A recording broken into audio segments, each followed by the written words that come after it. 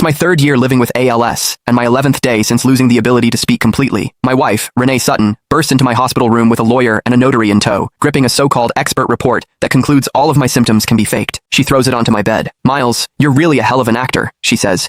"You had me fooled for 3 years. Today, you're finally going to tell the truth." I look at her and open my mouth, but no sound comes out. She shoves a divorce agreement in front of me. "Sign it. Admit you faked your illness to swindle marital assets. You're not walking away with a single cent." I look down at the pen, then at my right hand, lying motionless on the sheet. Her eyes hold nothing but a cold sneer. "Still faking? Fine, keep faking. Back then, you told me you didn't love me anymore, and I believed you. You said you wanted to marry that older woman, and I believed that too. Now you've circled back and landed flat on your back, needing someone to take care of you. Did you really think I'd go soft on you again?" A nurse rushes in from the hallway and forces a writing board into my stiff left hand. "Ms. Sutton, he had a tracheotomy just yesterday. This board is the only way he can speak." Renee stares at the board. Her expression slowly shifts as she lowers her head to look. Scrawled across it, in 2 shaky words, is my answer. I pour the last of my strength into every stroke. "I'm sorry." Renee Sutton stared at the 2 words scrawled on the writing board. Her eyes moved between the handwriting and my face for 5 long seconds. Then, she snatched the board out of my hand and smashed it against the wall. The plastic cracked and clattered to the floor. "Tracheotomy?" She turned sharply to the nurse. "How much did Miles pay you to help him keep up the act?" The nurse took a step back. "Ms. Sutton, this is a medical diagnosis. His vitals show—" "Get out!" The lawyer behind Renee stepped forward, pulled the door open, and gestured for the nurse to leave. A bodyguard outside the door pulled her out by force, slamming the door behind her. Renee walked to the right side of the bed. She picked up the divorce agreement and pushed the pen into my right hand. My fingers were locked stiff, unable to close around it. The pen rolled off the back of my hand and hit the floor.